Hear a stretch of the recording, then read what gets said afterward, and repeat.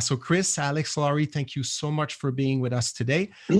Today's activity is a roundtable discussion. So I'm going to go around the table 3 times and ask the same question to the 3 of you in each round, but do not hesitate to intervene at any time if you want to add to what your colleagues will say. And once these 3 rounds are completed, we will keep maybe 15, 20 minutes for questions from the audience. Except Laurie will have to leave at 12:55 for another panel. She's pretty busy today. And thank you again, Laurie, for doing this. So let's start with the first round. And I would like to ask maybe a general question, but that will enable you, that will give you the opportunity to talk about issues that are important in Canada. How will Joe Biden's election as president affect the Canada-US relationship on economic and trade issues? And I would like to start with Chris. Thank you very much, Frédérick. I think economic and trade issues are going to improve for a couple of reasons. One, although it wasn't pleasant, Canada was very smart to lock in their market access through the US-Mexico-Canada agreement, or Canada-US-Mexico agreement, depending on which acronym you like. This agreement was negotiated under 2015's grant of Trade Promotion Authority to the Obama administration. There are a few more months before that Trade Promotion Authority expires. It's possible that a Biden administration will pursue the TPP, the Trans-Pacific Partnership, joining with Canada and Mexico, which are already in. But because there are only about 6 months left on this grant of Trade Promotion Authority, that may be all that they can do in terms of new trade agreements. So Canada really has positioned itself well. If that's the bright side, and I should say, because I know aluminum is important in Quebec, and aluminum is an interesting case. You know, we had Section 232, so-called national security tariffs on Canadian aluminum that Trump put on, and then snapped back earlier this year. Under the USMCA, those kinds of tariffs, as long as they're newly applied, have to go through a 60-day cooling off period to give time for diplomacy and the data to settle and possibly avoid a situation of another trade dispute. So all in all, Canada is much better off. If there's a downside, it's that both economies are going to suffer from the pandemic. And we're in some kind of recession now. We don't know how much worse it's going to get. The U.S. will spend some money on stimulus this year, probably in the first quarter of 2021. So far, the first stimulus bill, $2 trillion, called the CARES Act earlier in 2020, did not have extensive Buy American provisions, but we may see some of those in this legislation that will come. And I think that's a big concern. Ultimately, though, if the U.S. recovers, Canada will be floated up by some of that recovery as well. So I think most signs are good, but we have to make sure we recover, and that's going to be the big challenge. Laurie, do you want to add something at this point on economic and trade issues? Yeah, maybe I'll just speak sort of broadly to, I think we can expect a return to just more typical trade relations between the US and Canada. And it's highly unlikely that a Biden administration is going to start some tariff wars via Twitter. I mean, I just don't see that happening. So I think from that perspective, both countries can kind of breathe a little bit of a sigh of relief in that we're probably going to know what's coming before it's coming. And it's probably going to be talked about much more bilaterally than the unilateral approach that the Trump administration has taken. Now, on the sort of gray area, the Biden administration has talked quite a bit about promoting Buy American, but I think there's more of an opportunity with the Biden administration to have a Buy North American platform than there was with the Trump administration. And certainly now that the USMCA is sort of signed and that uncertainty for the time being is dealt with, there's a little bit more space, I think, to make that argument and perhaps build upon the USMCA by saying that a Buy North American platform, particularly in the face of China and particularly in the face of the supply chain challenges we've seen with COVID-19, has a lot more promise than maybe it did before. And I also think, you know, depending on how Canadians actually interpret what happened with the US election, we may or may not begin to recover from what I think was sort of an entrenchment to some nationalistic tendencies between the US and Canada that were quite unfortunate, and they were exacerbated, of course, by the COVID-19 pandemic and the approach that Canada took versus the approach that the United States took. And we see that in our border policy, which we'll get into later in this discussion. But I think overall, if there's a sort of positive feeling that the Biden administration will be better for Canada. I just saw a poll out here yesterday in the BC Washington region that said about 70% of respondents thought that the Biden administration was going to be a good thing for both the US and Canadian economies. So on the ground, I think people are feeling a little bit relieved and better than they were hopefully before. Thank you, Laurie. Alex? Sure. So I'll split my answer into two portions, one on economics more broadly, and the second part is about trade. So on economics, I mean, there's a reason the stock market popped the day after the election, right? If you're asking Wall Street or the business community what an ideal scenario looks like, I think a standard Democrat in the White House and Mitch McConnell running the Senate is probably not a bad thing from the business community's perspective. What it essentially means is the idea of corporate tax hikes, barring a stunning result in Georgia in a few weeks, and even then, is probably dead. You're not going to see corporate tax hikes. I'd be quite surprised. So what does that do for Canada? I think there are pros and cons, right? The con is that it would have been nice for some Canadian businesses and the Canadian government, I think, to see higher corporate taxes in the US would have made Canadian businesses more competitive. That's the con for Canada. On the pro side, a strong U.S. economy is good news for Canada generally. So that's just the basic economic takeaway. But on trade, I think trade is going to go back to where it belongs, which is the back section of the newspaper. So it means there's important things going on every single day on trade, but it doesn't necessarily rise to the level of attention that it has over the last few years. That said, there are a few important decisions the Biden administration is going to have to make, and I think some of them are of great interest to Canada. The stuff that's already gotten the attention, Joe Biden's talked about Buy American provisions continuing and going forward. He said that just yesterday in a speech. Canada has some time to sort this out because the big prize here on procurement is going to be in any infrastructure bill that would potentially pass the Senate. And I don't think that's necessarily happening anytime soon either, for the same reason I mentioned earlier. A hostile Senate is not going to rubber stamp any Biden legislation on infrastructure or anything else. So if that does happen, Canada has a few months to work out exactly what it wants to do in terms of subnational procurement exemptions. Softwood lumber is going to continue as well. But new issues to resolve. One is the World Trade Organization. The World Trade Organization, as people know, is kind of half paralyzed right now. And the Biden campaign wasn't entirely clear on what exactly it wanted in exchange for unblocking the WTO. So that's one thing that's going to have to get sorted out. Digital services taxes. The Trudeau government wants to impose taxes on Netflixes of the world. A certain tax from France is supposed to go into effect in a few weeks. We're going to see how the Trump campaign, the Trump administration responds. Does it put in counter tariffs in the last days of the administration? And would Biden then undo those tariffs? It'll be very interesting to watch the digital services tax space over the next few weeks, even in the last days of the Trump administration. And forced labor. I don't think U.S.-China tensions are going away anytime soon. One of the things you're starting to hear is this idea of a ban on or tariffs on products made with forced labor, particularly in Xinjiang in China. What I've heard two people testify before Congress on is that if the United States ever does anything like this, it would only truly be effective if its immediate trading partners did the same. So expect some kind of pressure on Canada if the U.S. starts to toughen its trade policies with respect to China and forced labor. There's going to be people looking north to say, okay, you next. Chris, do you want to add something at this point? Yeah, go ahead. Yeah, I actually think that China is an interesting part of this equation. And where Donald Trump and his challenge to China was with things like tariffs, emergency tariffs, this and that, the phase one deal. I think the Biden administration is to be characterized less by tariff fights, but more by sanctions. And I think Alex is exactly right on forced labor, but there are two other big potential triggers. One is Chinese behavior in Hong Kong, which if the crackdown becomes really difficult, I think a lot of Canadians would be alarmed by that as well. But sanctions could be an issue there. And then thirdly, I think we'll be looking at what happens in Tibet.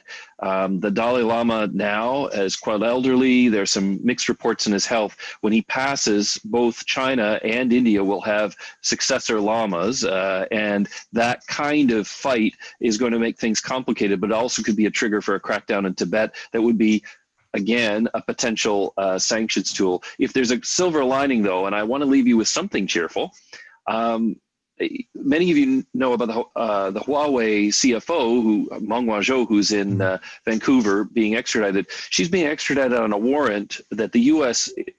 issued because she used shell companies to operate in Iran in violation of U.S. sanctions. However, Joe Biden is not in favor of those sanctions. He was in favor of the Iran deal. So you could see the Biden administration trying to begin its relations with China on a good foot by withdrawing the warrant, allowing Meng Wanzhou to go home, and that would be a gesture of goodwill. And he could easily say to the Hawks, look, we've made our point. Let's just move on. That was Trump's thing. I'm going to do something different. And I think that would be high potential for a good improvement in U.S.-China relations. Here's the catch. I think Canada needs to make sure that as part of that deal, the two Michaels, Kovrig and Spavor, are returned to Canada. That wouldn't necessarily happen automatically, but I think because Biden and Trudeau are so close that would be a possibility. And that's a bright spot on the China front to counter the maybe negative stuff that I think we'll also face. That's very interesting. Alex was talking about the fact that Canada might get exemptions from Buy American measures that could be included in certain stimulus packages and things like that. Chris, do you think it will be possible? Do you think Justin Trudeau will be able to get that for Canada? And Laurie also could add a few things about that. Well, I think there's room. It's always possible to negotiate. And one of the challenges of the very tight Congress that we have is that all bills will have to find that bipartisan space where all can agree. The USMCA makes it easier to do domestic set-asides in infrastructure projects. In some ways, Canada-US free trade and NAFTA were better for Canada because they gave clear guidance that you shouldn't have domestic content rules. So I'm not optimistic. Could it be pursued? Absolutely. And would Biden try to help? Yes. I'm just not optimistic that would work. But I defer to Alex, who covers this every day, and to Laurie, who's right there on the ground of the border, and they could both perhaps weigh in more intelligently than me on that.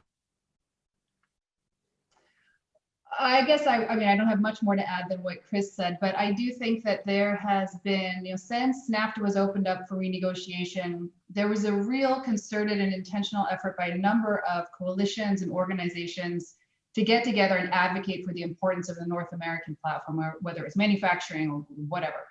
And so I think those coalitions and those organizations are really at a sort of point where they have the ability to send that message and to advocate for that message in perhaps a more powerful way than they did when NAFTA was first opened up, and we were sort of scrambling to figure out how to correct some of the messages that were surrounding it that were sort of unfortunate around trade. So I'll just leave it at that.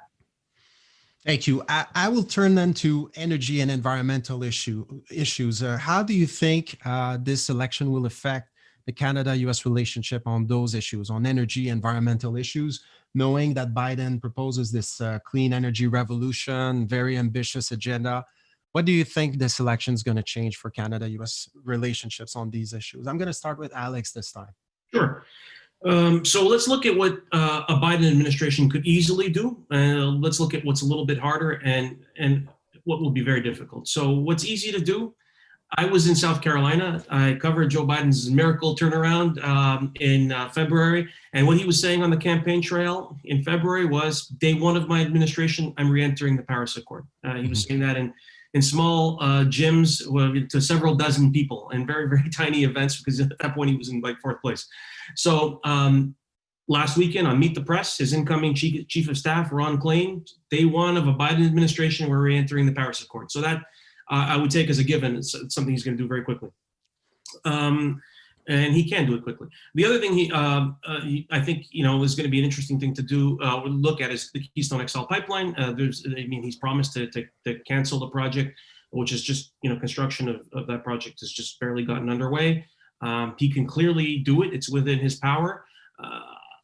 I don't know whether he'll proceed with that promise. He's made that promise a couple of times during the campaign. That obviously affects Canada in a bunch of ways. Another thing he can easily do is undo a lot of the Trump executive orders on methane. So for instance, oil and gas companies had stricter rules for monitoring and cleaning up methane spills.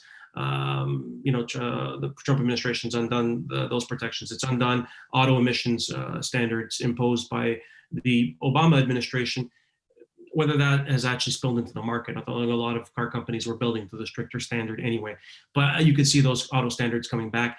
Arctic drilling, there's reports that the Trump administration might want to permit Arctic oil drilling in the last few weeks of its administration.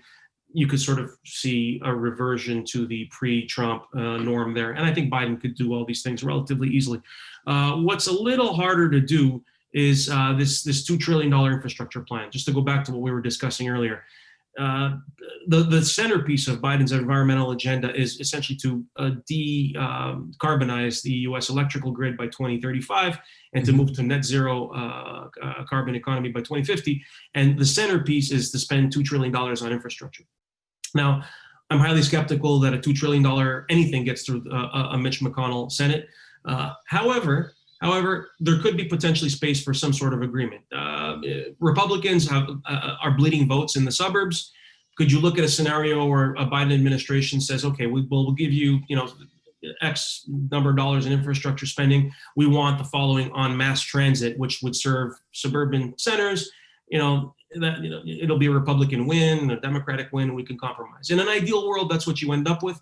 I'm not entirely sure we live in that world. I think that would be a very difficult thing for him to do. Another thing that would be challenging is the use of executive orders to set up a clean energy standard. Biden has talked about maybe imposing requirements on utility companies to have a certain amount of renewable fuel. This could be a big deal for Hydro-Quebec, right? Because I think under that definition, chances are Hydro-Quebec Hydro would be listed as a clean energy. That's a big deal for Canada.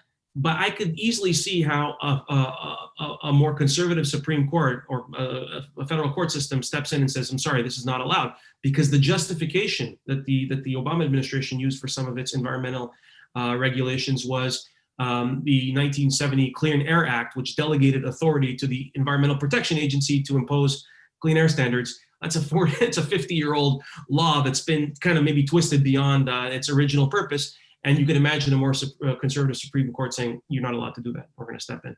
So. Chris, please go ahead. So, yeah, I'm also, I'm a little bit more optimistic, although I don't really disagree with anything that Alex said. I think the politics become really important here. It will be hard to spend $2 trillion. I mean, we have a lot of debt, you do too, but it'll be hard to get that bill together. On the other hand, I think stimulus legislation is going to be very popular because we're still dealing with COVID. I could see, going back to your previous question, on things like medical supply chain, much more attempt to put a Buy American stamp on it so that we know we're not using precursor drugs from China, but maybe less so on building infrastructure. And this goes to a sort of a broader point. Because the economy's in recession, I think there's a certain pragmatism that comes with that, where you want to achieve great things, but that means you have to make certain compromises. One of those is to do with hydroelectricity. For a long time, some environmentalists have said, well, large-scale hydro, like the kind that Hydro-Quebec produces, is not as good for the environment as, say, small dams. We don't think it's really zero emission, and they've tried to exclude it from the alternative energy mix. If you really want to reach your Paris goals, you can't be so choosy, I think, in the United States. And that's true not only for Quebec, it's true for Manitoba Hydro, BC Hydro as well. Similarly, I think there's going to be an issue around small modular nuclear reactors. The technology, and Canada sells some of it, is pretty good. A number of the nuclear power plants in the US Midwest have not gone through refurbishment that we saw in Ontario. It may be that because you can site these on the site of existing nuclear power plants and they're cheaper than refurbishment, that we may find that and their lower waste profile to be attractive. On energy and environment as well, I actually think, going back to Alex's comment on the court, that an attempt to block the Keystone Pipeline would be difficult. Because technically the executive orders that govern the process say that if the permit is issued, the only way to revisit the permit, which does control both construction and operating, would be if there's a change, like need to repair, need to dig up. Now, it's true that the downstream parts of the pipeline are still being finished, but the part that crossed the border was completed. So I think Biden's attempt to interfere with that would be mainly symbolic, to say I followed through on my promise, would end up in court. but might not go all the way through. And I know, the oil economy has traditionally been somewhat stigmatized in parts of Canada. What I'd say about that is this: the world is going to be coming out of a recession. And I think a lot of the developing countries who are relying on export-led growth now see a more closed U.S. economy and a dodgy world. They're going to need bridge fuels. Mm-hmm. And while oil may not be the best, it's what Peru can afford. It will be what Bolivia can afford. And so Canada's potential to be a conscientious supplier of oil as a bridge fuel for countries that just lost a decade of economic growth because of this pandemic, I think casts Canada's participation in the global energy market in a different light, particularly though if Canada can get its oil to the sea. Same with LNG as well. As a long-term issue, I think that's something that you could see the Biden administration supporting, not because the U.S. economy needs it, but largely because developing countries are going to need a stable source of supply. And Donald Trump and his energy secretary, Rick Perry, the former Texas governor, used to recast their energy policy as U.S. energy dominance. It's a little bit too macho for me, but not that I'm not macho in my own way. But that kind of talk, I think, is a bit silly. But the idea that Canada and the U.S. now have a role supplying the rest of the world and trying to supply the friendly countries, I think is an important one. And that will have some resonance in the U.S. as well. Laurie, please go ahead. Well, I don't know that I have much to add at the national scale, but maybe I'll just bring it down to the more sort of regional impacts. Yeah. And out here in the British Columbia, Washington State region, we're very focused on environmental issues, and our state and provincial governments are very aligned and have been for a little while now on the approach to climate change and to multiple environmental issues that really impact us on both sides of the border, regardless of what side you're on. And out here, the orca whale population and the salmon runs, which are drying out day by day, are a huge component, not just of our environmental focus, but of our economic focus as well. Because if we bracket COVID aside, tourism is a huge component of our economies, and cross-border tourism around that whole environmental component is huge. And so I think in a very basic way, having a US president that aligns at least more closely with those values and those ideals will give a boost to this region. Whether or not that translates into actual financial support or real political change is one issue. But I think the sort of broader political framework being more amenable and more supportive to the things that this area has already been doing and pushing for really consistently for a long time will be a good thing. And clean energy is certainly a part of that.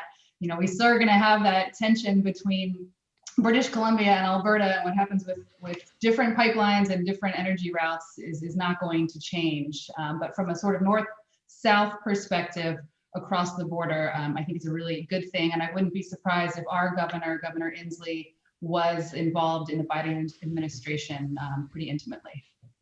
Thank you. Alex, Chris, did you want to add something about energy and environmental issues before we talk about security and border issues? Well, one thing I wanted to raise, without having an answer for it, Frank, is Laurie mentioning salmon runs had me thinking about fish, which had me thinking about the Columbia River Treaty. So this is something that's obviously going to potentially play out over the next few years. But then when I say I don't have an answer for this, I haven't heard a single thing about how those negotiations are going. So I'm just wondering whether we should expect a clean and easy resolution to that, or something challenging, and maybe our other guests with a better idea. Well, this is something we've been involved in the past. We hosted Global Affairs Canada and the State Department some years ago to try to bring people together to get something going, because it felt like the negotiations were completely stalled out. And we have some advocacy organizations out here that have continued to usher along the negotiations. Lots of tribal members and Indigenous communities and First Nations have been involved. And frankly, I haven't heard anything in the past year either. There was a listening session last summer out here between the negotiating team, and I haven't heard a peep since. But this was something that in theory, we wouldn't think necessarily would rise to the sort of national scale politics. I think there was a sense that it could be done much more regionally, because the provinces, or British Columbia, is much more involved in the renegotiation of that treaty than even the federal government is. So you have a lot of sub-federal, sub-national players. But yeah, unfortunately, I can't give you an update on where those are at, except I don't think they've been concluded, which means they're really, really dragging out at this point. Thank you. Okay, let's conclude with the third round of this roundtable. How will Joe Biden's election as president affect the Canada-U.S. relationship on security and border issues? And I'd like to start with Laurie this time. Well, this is one where I have a lot of optimism because with the Trump administration, we all know how chaotic things were in many ways in regards to bilateral relationships. But in terms of border policy, there was just nothing. We had the Beyond the Border Accord, which was signed by Harper and Obama. And when Trudeau and Trump came into the office, respectively, there was no new bilateral policy framework negotiated between the two countries. So what that meant was all of these agencies on both sides of the border, who typically would be engaged in agency-to-agency collaboration on things that still needed to be done, like pre-clearance policy, which still hasn't been fully implemented, didn't have the mandate coming from the top down to do that. So those relationships really languished. And then on top of that, you had the fact that the Trump administration really hollowed out some key diplomatic channels and key institutional positions through the State Department, through the Department of Homeland Security, that have been instrumental in maintaining that border policy approach, which the US and Canada have done a really good job of doing that bilaterally. I mean, the border restrictions, at least with the time they were implemented, are a good example of how that was done bilaterally, agreed to in advance and not just announced via Twitter that the border was going to be closed tomorrow, like it was with the European Union via the air mode. So I'm really hopeful that having those institutions and that institutional capacity back to where it was, which I think absolutely will happen with the Biden administration, is going to reposition us to be able to negotiate a new bilateral border policy framework. And whether or not the appetite is there on the Biden administration will remain to be seen, because of course there's going to be so many other things to be dealt with.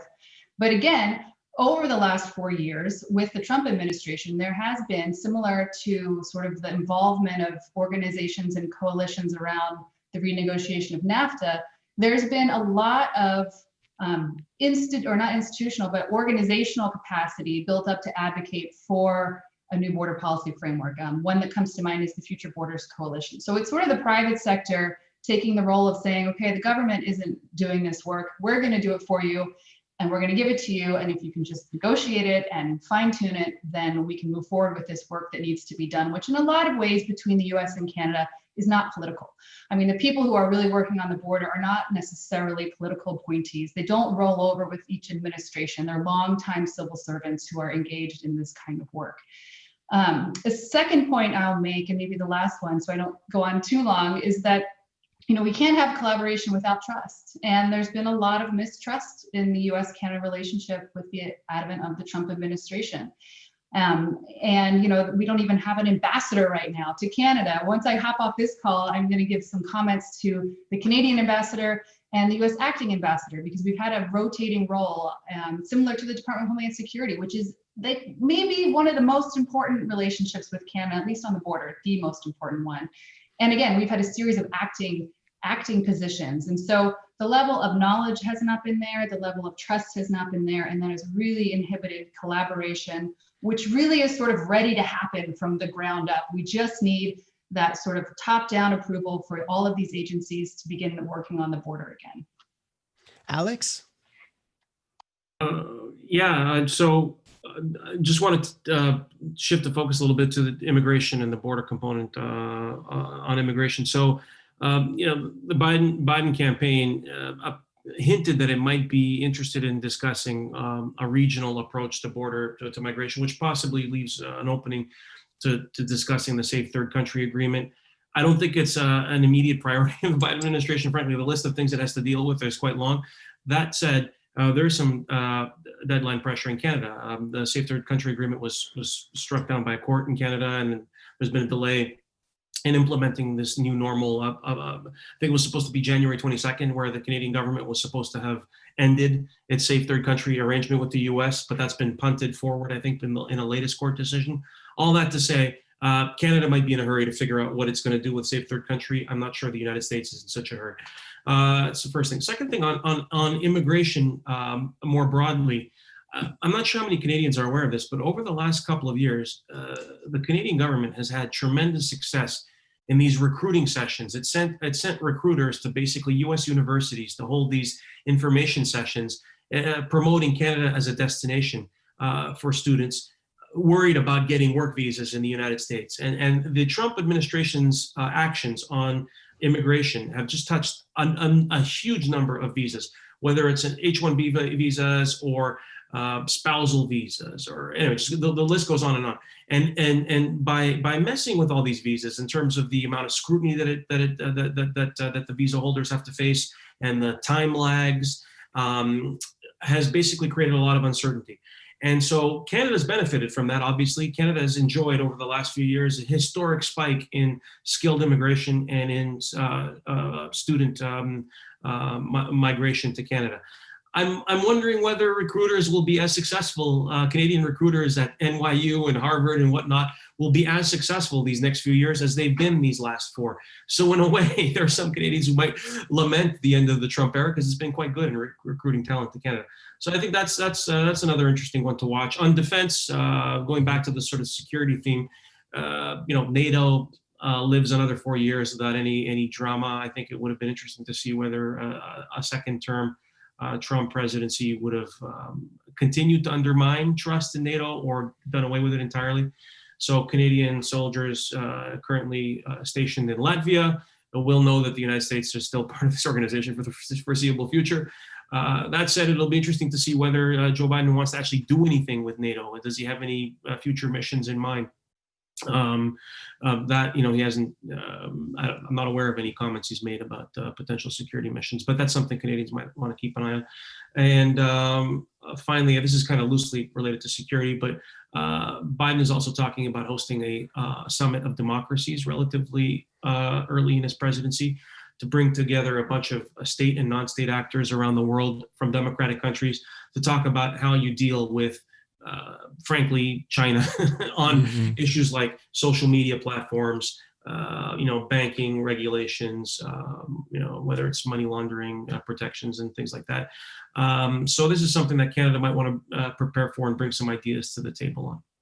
Thank you, Alex. And Chris, on security and border issues?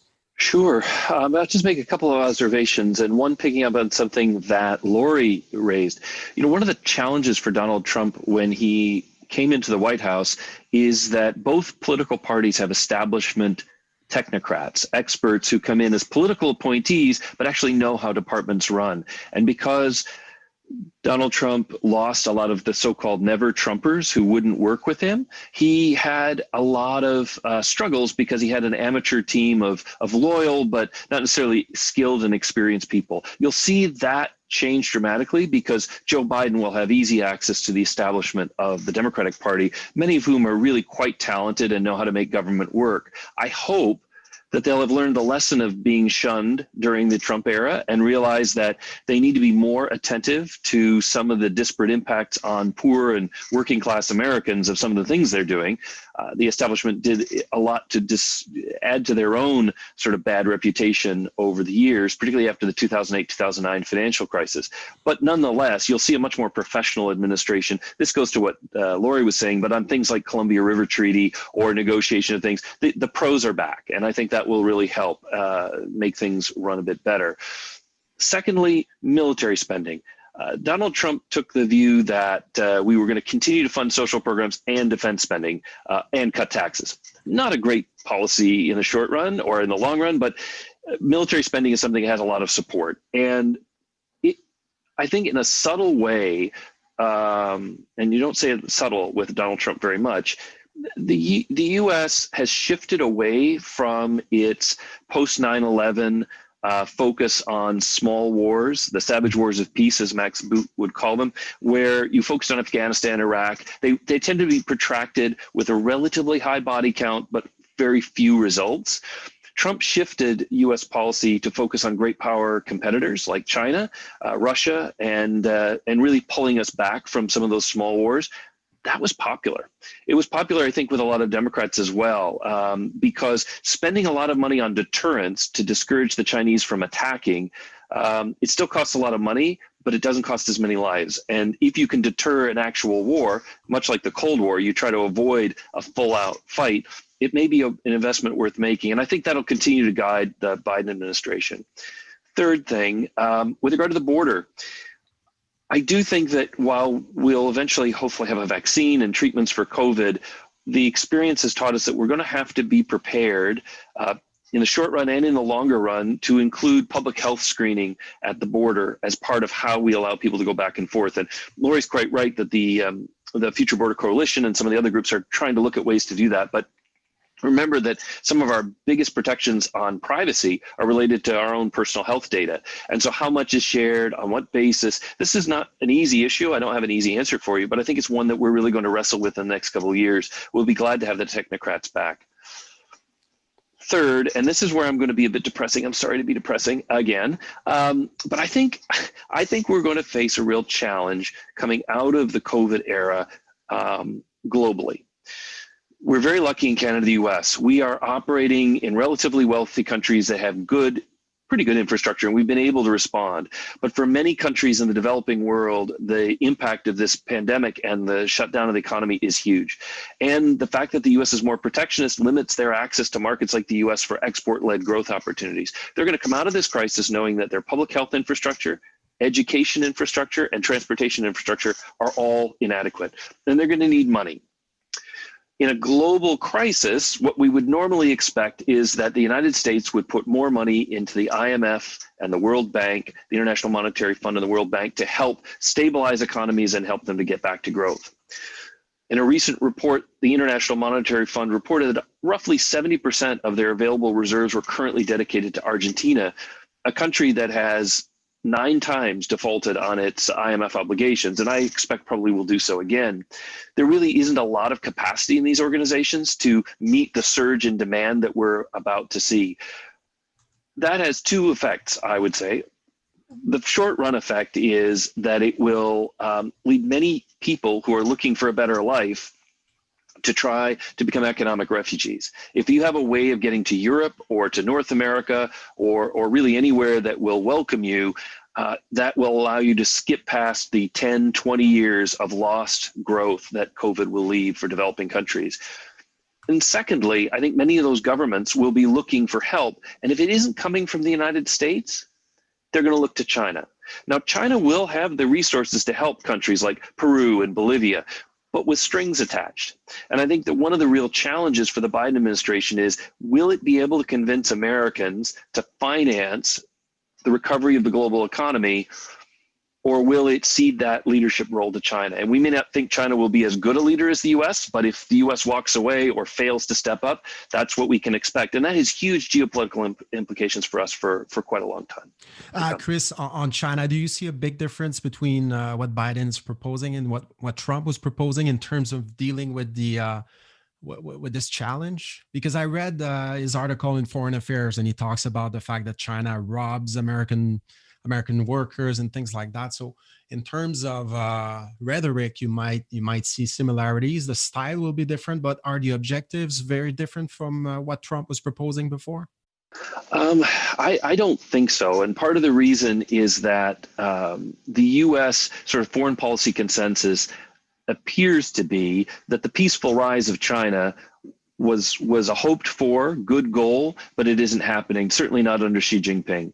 And as a result, the U.S. Republicans and Democrats have sort of shifted their position to wanting to prevent China from pushing outside the boundaries. So South China Sea is a flashpoint, Taiwan is a flashpoint. The other thing to remember about China, and it's been observed by smarter people than me, like Arthur Waldron at University of Pennsylvania, is that China is characterized not by authoritarian government, by what political scientists would call fragmented authoritarianism. So there's a high degree of independence in certain actors. At the very beginning of the George W. Bush administration, you might remember, Frédérick, that one of the first confrontations between China and the Bush administration was over the pushing down the forced landing of a plane called the EP-3, which was a reconnaissance plane that the U.S. had. It ended up with about a dozen U.S. hostages on Hainan Island until we could negotiate their release. Something that the Chinese military does for nationalistic reasons may or may not be authorized by Beijing, but could create an early foreign policy crisis for the Biden administration. I think one that would be very difficult for us to cope with. I know. Thank you, Chris. I know that Laurie will have to leave in a few minutes. I think we might want to start with the Q&A session right away and maybe give Laurie the opportunity to answer one of the questions we got. We have a question that goes like this. Do Canada and the United States plan to establish a rule to control infection among their travelers, business people, tourists? Do they have a plan like that? I know that Chris talked a bit about this challenge, but are there plans that are being discussed right now? What are these plans? Perfect question, because actually once Chris brought it up, I thought I should hit back on that point. And no, the answer is no, there is not a plan. There should be a plan.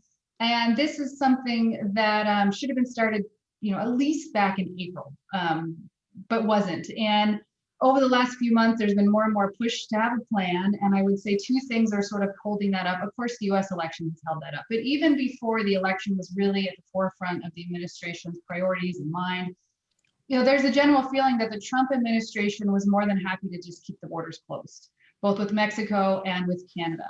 And so the appetite to work on that plan was not there. And again, in the absence of a bilateral border policy framework, there was no mandate to have to do that. The other thing that's been a little bit frustrating, to be frank, is Canada also has not been sort of, coming to the table to want to figure out a plan. And I think what's happening is, obviously in Canada, the overwhelming sentiment from the public and from the politicians is that we want to keep the border restrictions in place.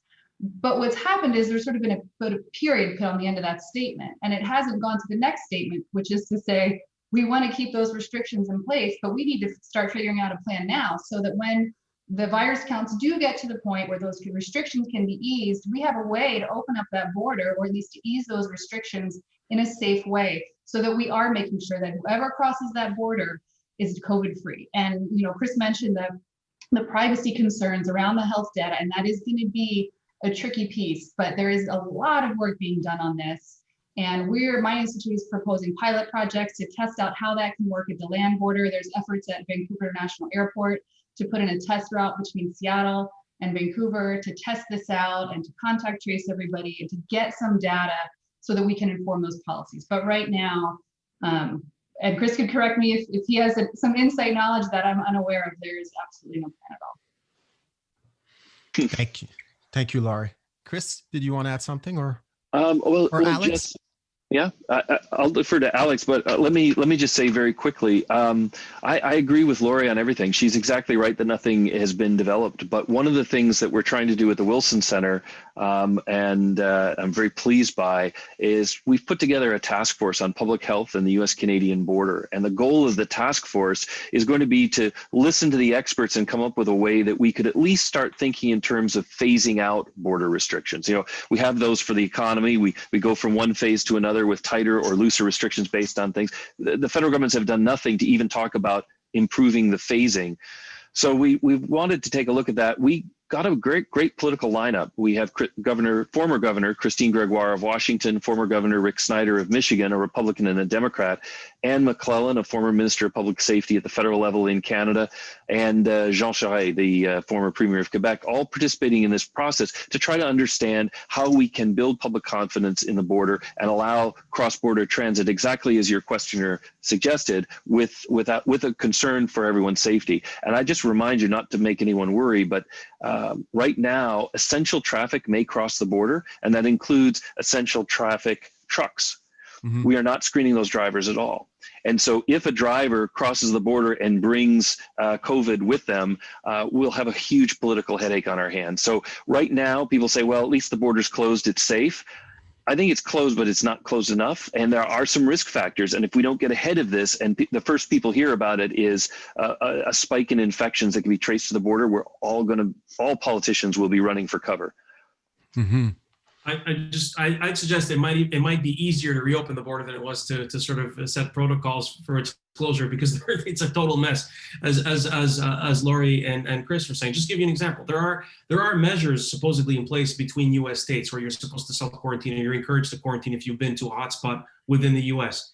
Thing is, airports are open here, and you can fly in from Canada very easily. You can literally say, I'm a tourist, I want to go take pictures of the Washington Monument, and you fly in with zero problems, right? Thing is, the airport is down there in Virginia, and that, or both of the airports around Washington, D.C. are near Virginia, and they service two states and one district. I don't see anyone screening anyone traveling between the two or these jurisdictions. It's a total farce. It does. There are no protocols in place, at least not uniform ones. So how could we get out of this? I think actually getting out of it might be a little easier than the mess we got into in the first place. And I assume that it would involve the airlines being required to look for some sort of yellow card, like some kind of vaccination booklet, maybe at the border as well. Anyway, all that to say, for anyone who thinks that these borders are locked shut, it's just not the case, and the protocols are completely arbitrary. Maybe I'll make one more point before I jump off. Yeah, please go ahead. Another thing that's been inhibiting a plan, or at least a really bilateral engagement even, is that the US and Canada have taken such different approaches on the virus. And so even on the border, when we're looking at how this can work, you're dealing with a 2-week mandatory quarantine in Canada for non-essential travel that's very well enforced and very monitored. Well, the same doesn't even exist on the US side. So the standards are very different, and the health models are different, and the health agencies now are layered on top of the border agencies. So, I don't want to give the impression that this is sort of an easy thing to work out, because it is going to be very challenging. But I do think with the Biden administration, there will be at least more alignment on how the virus is dealt with. And so that's a good starting place. So with that, I'm going to jump off. Thank you very much. Laurie, thank you so much. Say hi to everybody at the Canada House over there. It's a beautiful place, and thank you so much, and have fun this afternoon with your other panels. I'll be seeing Chris at his. Bye-bye. And Chris may have to leave soon. So did Alex and do Alex and Chris have time for maybe a few more questions from the audience? Okay, yes, good. Absolutely. Thank you so much. We have a question about the border again. It goes like this: the closure of the Canada-US border to non-essential travel has had a significant impact on the tourism industry on both sides of the border. And people are curious about how a vaccination campaign would work in the US. How long could a vaccination campaign in the US take? And how would it be carried out in practice? What would be the responsibilities of the federal, state, and local governments in this regard? Because people are under the impression that this vaccination campaign would be key, of course, to reopening the border to non-essential travels and help the tourism industry. That's the question here. Well, fools rush in. So let me try to answer this one, at least in bits. So there's a huge effort made to try to find not only a vaccine, multiple vaccines if possible, but also better testing so you get quicker results. And I think we haven't always focused on testing in our public debate, but the different varieties of tests, whether you do an antigen test or whether you do a DNA test, like all the different versions they have different degrees of reliability. And so, and in fact, there was an interesting story here about, you can get somebody to take your drug test. If your boss wants you to take a drug test, they just sort of provide you with their sample, and you can try to game the system. Because there's so many different types of tests, and different states require different things, there's actually a black market in COVID negative test results so that you're allowed to get on a plane or do things that you otherwise might not be able to do. That's not great, because it's going to further undermine people's confidence in the system. And I would add that this is one area where we will probably see the US move in a better direction. I'll come back to vaccines in a minute. Donald Trump's credibility on these issues was low, in part because he changed his mind, but also in part because he was so often not accurate in the way that he talked about different aspects of this. And it fueled something which I think was very negative in the US. One reason US performance was not as good on COVID as in Canada was that it became a partisan issue, where people would sort of say, well, anything Trump says can't be right or whatnot. And that he had to screw everything up. I think that two things are going to happen in a Biden administration that are important. One is a recognition that changing the leader, even putting in somebody who's sympathetic like Joe Biden, doesn't mean you automatically get better results. It's still a very difficult issue. And if you look around the world, there are better and worse cases, but very few people, leaders, governments, that you would say did a perfect job. And so I think two things happen with Biden. One is more confidence in the system, but also more realistic expectations about how difficult it'll be to move forward. And that's where we come to this issue of the vaccine. I worry a great deal about the challenge of producing it in quantity. It's not easy to make vaccines. And you can look at some of the key things. You have to have a certain kind of glass to make the vial so that you get the right result. You have to have a certain kind of rubber stopper so you get the right result. So there are all sorts of supplies, precursor drugs, and other materials. And in fact, the Pfizer vaccine has to be kept something like 20 degrees below zero in order for it to work. So logistically, huge challenge. We'll probably start by vaccinating the most vulnerable and we'll move gradually through, but it's going to be a long, drawn out process. And I would add one other thing. Both of our countries have a minority, a smaller group, that don't believe in vaccines or worry that vaccines have a negative effect on children or on others, so that we have people who don't believe in vaccines that we have even now, even the flu shot that most of us take every year. So I think there's going to be a real compliance challenge that will be a problem. Production challenge, compliance challenge, and really it's a difficult issue. We'll have a governance challenge as well. But Alex probably has some more hopeful news. Yeah, you know what? Let's end this thing on a hopeful note. So basically, well, the general consensus, Anthony Fauci and Health and Human Services Secretary Alex Azar have both set relatively similar timeframes for mass distribution of a vaccine. And they're both saying that any American who wants a vaccine should be able to get one by April or May. And I think one said April, the other said May. So that I assume they're taking into account some of the challenges that Chris is referring to, the temperature issue, the mass distribution issues. There's talk of using the US military to help distribute these vaccines, which is why a smooth transition process would be useful. We may be held up by a few weeks because I don't think the Biden administration is going to have access to briefings at the Pentagon for at least for the next couple of weeks. So that might, who knows if that slows things down a little bit. But basically, the bottom, based on those two gentlemen's assessments, is that April or May is when we should be getting mass access, like in terms of like 100% access to a vaccine. So that's a more optimistic scenario. We'll see what happens with that. We have a question from the audience that goes like this. Bearing in mind the high level of integration of our economies and of our supply chains, is a Canadian proposal for a Buy North American clause in stimulus packages realistic? Well, let me take a shot at that. So I'd say this: politically, Buy American is popular, and when you're spending a lot of money, the taxpayer says, well, at least make sure you spend it in ways that create American jobs and help our economy out, because part of the goal is stimulus, and so that's going to be a factor no matter what. However, the economy, both our economy and your economy, have taken a big hit. Tax revenues are going to be low because there's less economic activity. There's going to be a lot of concerns. So I think the argument for a Buy North American, but particularly a Buy Canada US, is that we want value for what money we have to spend. We can't afford to be blowing money unnecessarily. So given that the demand for new infrastructure is large and the money will be large, in any state, you only have so many people who can do road construction, only so many trucks and bulldozers and all of the equipment you need. So I think you can make a prudential argument that in order to get good value, we need to have some relaxation of a strict Buy American standard, or apply it only in certain sectors that have strategic importance.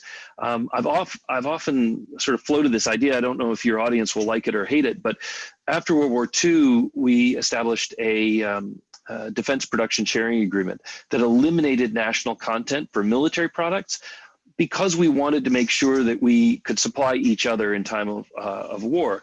I think a health production sharing agreement would be smart as well, to allow Canadian capacity to help with drugs and protective equipment to be matched with American capacity, just to meet that rising demand. And maybe that's a special condition now as we're responding, but I think there are some real opportunities for collaboration. And just from a taxpayer's point of view, I think that's good value for money, and it's something we should both consider.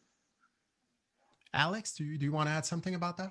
Sure, yeah. I think there is a chance that the Buy American conversation is going to get more attention in Canada than it probably warrants for a couple of months, because a few things have to happen, right? So the first thing is an infrastructure plan that Biden is talking about has got to get Mitch McConnell's approval to bring it to the Senate floor. It's assuming that the Republicans win those seats, in at least one of those seats in Georgia.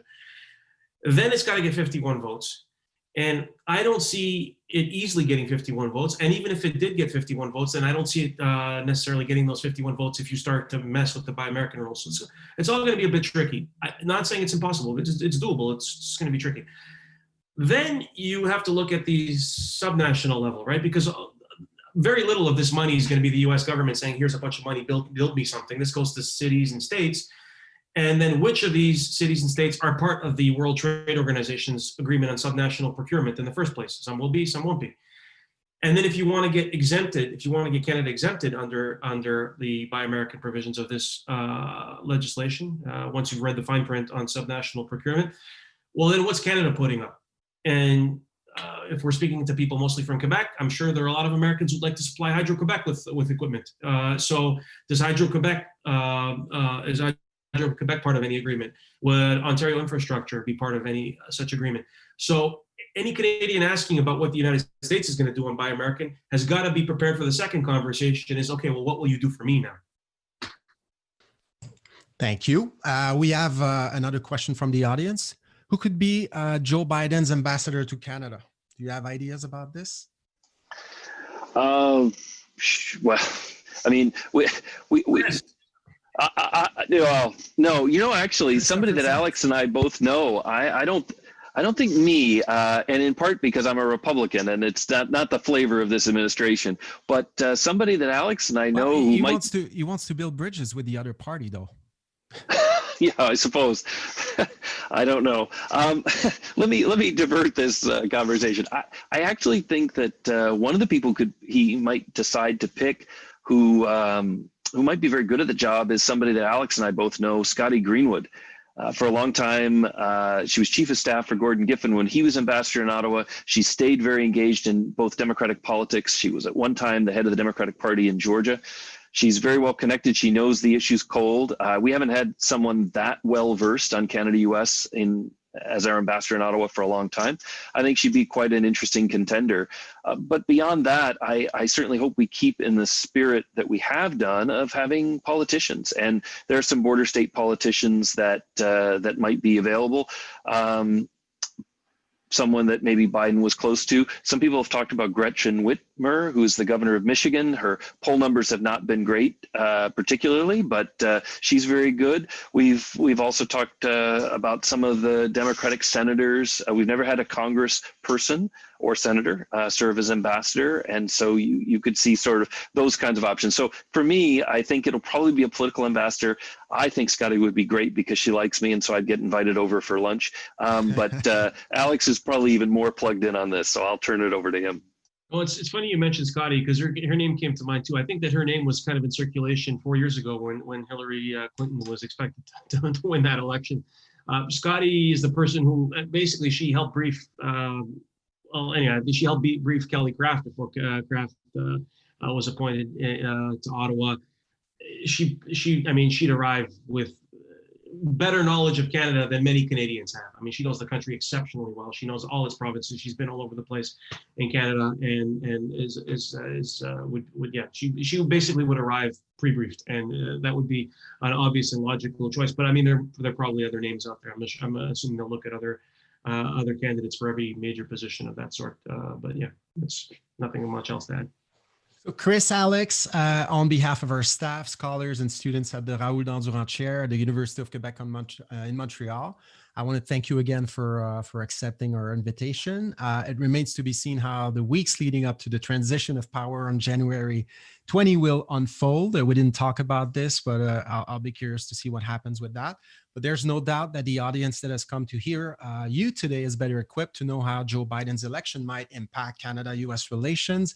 And for that, I thank you very much. I know that you have very busy schedules today. So without further ado, I would leave you go back to your other activities. And I know I'm going to see Chris Sands again this afternoon for another webinar with Berkeley. So it's going to be a tough day for us, I guess. A long day for us. It's going to be fun, though. So thank you very much. Et merci beaucoup. Et je dirais en terminant à ceux et celles qui ont participé à ce webinaire, Merci beaucoup d'avoir été là pour ce webinaire, mais pour toute la série d'activités que nous avons organisées sur les élections américaines cet automne. C'était notre dernier webinaire sur ces élections. On n'a pas fini d'en parler. Par contre, on va continuer à étudier l'impact de ces élections sur la relation canado-américaine, sur le Québec, l'impact de ces élections sur la vie politique anglaise aussi. On va surveiller les prochaines semaines de transition qui sont assez houleuses pour l'instant, mais fascinantes comme toujours parce que ce système politique est en évolution. Il y a des questions que l'on se pose et auxquelles on n'a pas de réponse quand on lit les manuels de base là, sur la politique américaine. Donc, c'est quand même assez fascinant de voir comment ça se déroule tout ça. Et notre équipe va continuer à analyser tout ça. Je vous remercie donc d'avoir été là, d'avoir été au rendez-vous. Suivez-nous sur le site Internet de la chaire Raoul-Dandurand, www.dandurand.uqam.ca pour connaître nos autres activités. Au cours des prochaines semaines, il y a d'autres webinaires qui s'en viennent. Vous pouvez voir ça. Écoutez notre balado. Suivez-nous sur les médias sociaux. Puis, on se reparle très, très bientôt. And thanks again, Alex, Christopher, and Laurie, who left already. Merci beaucoup.